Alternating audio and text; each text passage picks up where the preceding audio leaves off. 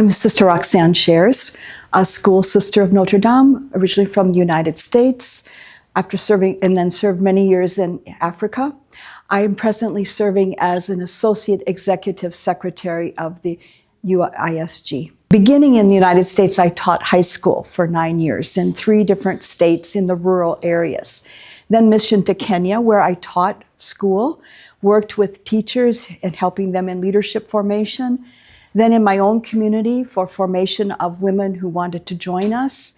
And then I had the experience of working with refugees for about 10 years. First in the camps in Tanzania, then urban refugees in Nairobi, and then with the Jesuit Refugee Service as their education person for all of Africa. And that called me to visit many countries, sometimes doing assessments of needs, like in Chad, Darfur.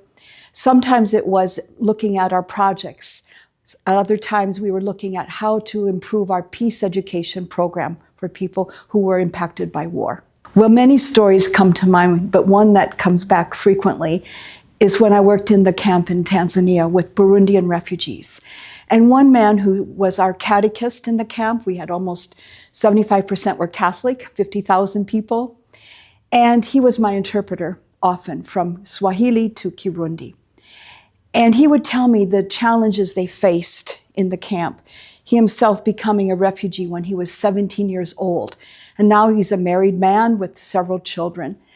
So I said one day to him, what keeps you going in all of these difficult situations, a lack of food and poor health care? And then he looked at me and he said, well, sister, for Christians, there's always hope. God knows when we can go home again. God knows. But then what happened, a few weeks later, he comes to the office, a mud hut, and he was very excited because his 9th child was born.